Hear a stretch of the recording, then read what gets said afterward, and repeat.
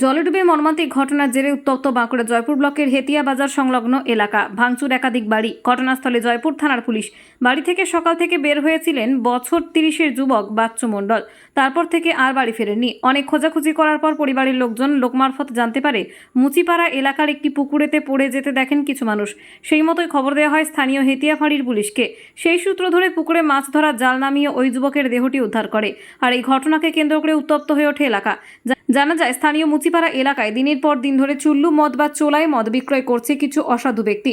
আর ওখানেই প্রচুর মানুষ চুল্লু মদ খেতে আসেন। আর এই যুবক চুল্লু মদ খেয়ে বাড়ি ফেরার পথেই পুকুরের জলে পড়ে যান। এমনটাই দেখেন গ্রামের কিছু মানুষ। গ্রামের মানুষ দেখলেও কেউ কোনো উদ্ধার করার ব্যবস্থা করেনি। তাহলে হয়তো ওই যুবকের প্রাণ বাঁচানো যেত, তবে মুচিপাড়ার লোকেরা বাঁচানোর চেষ্টা করেনি, এমনটাই জানান এলাকার মানুষ। আর যার জেরে ক্ষিপ্ত হয়ে ওঠে এলাকার সাধারণ মানুষ। চালানো হয় ভাঙচুর করা হয় একাধিক বাড়ি। তবে ঘটনাস্থল থেকে ওই যুবকের দেহটি উদ্ধার করে ময়না তদন্তের জন্য জয়পুর ব্লক প্রাথমিক স্বাস্থ্য কেন্দ্রে নিয়ে যায় জয়পুর থানার পুলিশ।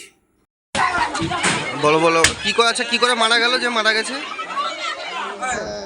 নাম হচ্ছে বাচ্চু মণ্ডল, নারায়ণপুর। তো এই নেশা টেশা করে, তো সকাল থেকে আজকে ঘর থেকে বেরিয়েছে, দিয়ে ওকে পাওয়া যায়নি।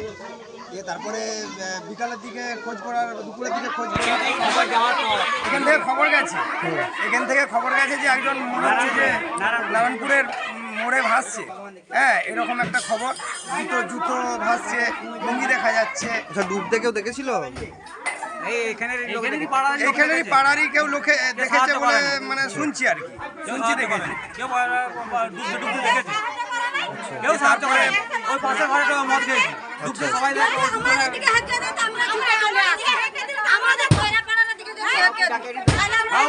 কতদিন ধরে এখানে মদ ব্যবসা চলছে? এখানে মদ ব্যবসা তো বহুদিন ধরে চলছে। হ্যাঁ, এবং এখন বারবারন্তটা আরো বেশি। হ্যাঁ, দেখেছে যখন দলে নামতে যাচ্ছে, এরা কেউ সাহায্য করেনি নাকি? না, কেউ সাহায্য করেনি। সাহায্য করলে হয়তো বেঁচে যেত। আচ্ছা, ঠিক আছে।